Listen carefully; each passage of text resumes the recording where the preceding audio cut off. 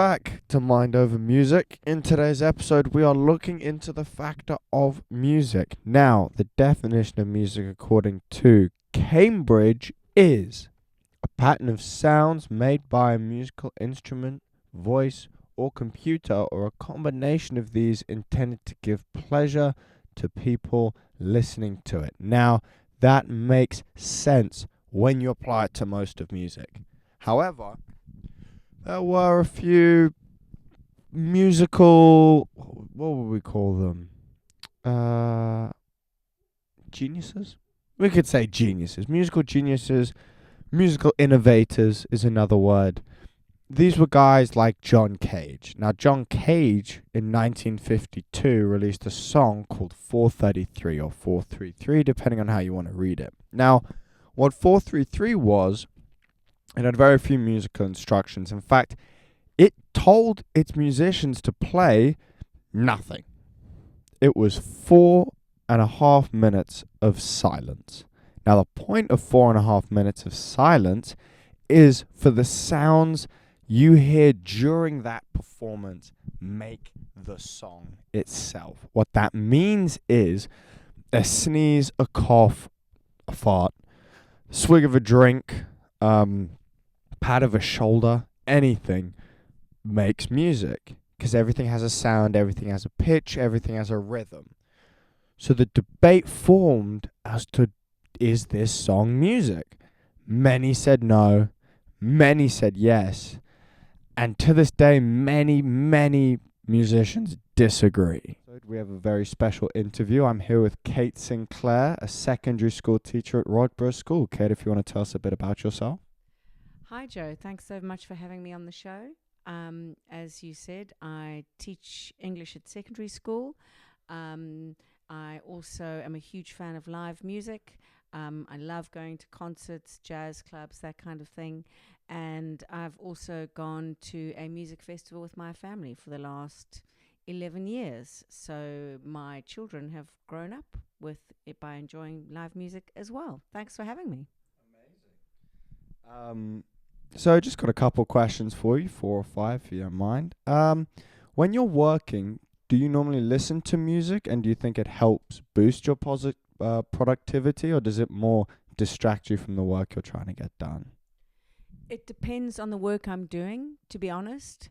If I'm doing work that doesn't require a lot of concentration, so for example in teaching you often are just putting together PowerPoints or editing PowerPoints, and then I'll definitely listen to music because it's quite dull work and I really enjoy having something in the background to entertain me. But if I'm having to read recent research on education or study a new text that I'm going to teach, then I find music, particularly music with lyrics, really distracting. So the only time I really listen to music then would be without lyrics, to block out background noise and to help me concentrate.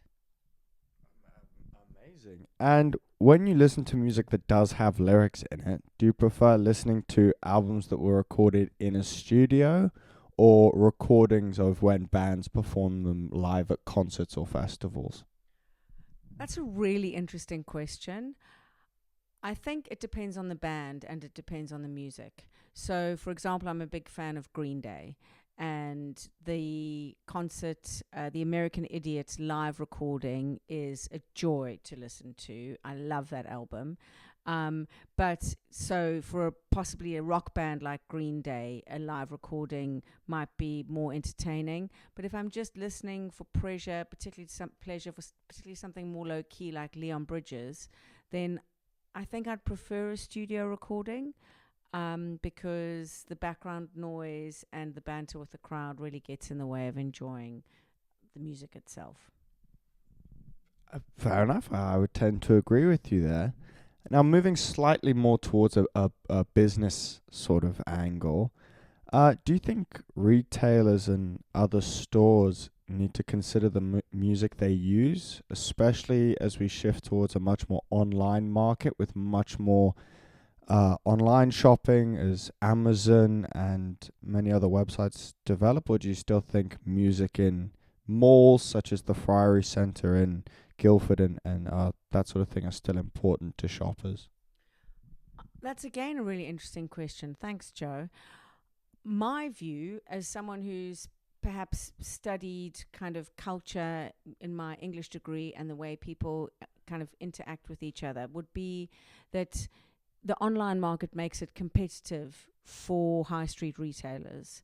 And they need to look at ways to draw customers in. They need to look at ways to draw customers out of their homes where online shopping is more convenient.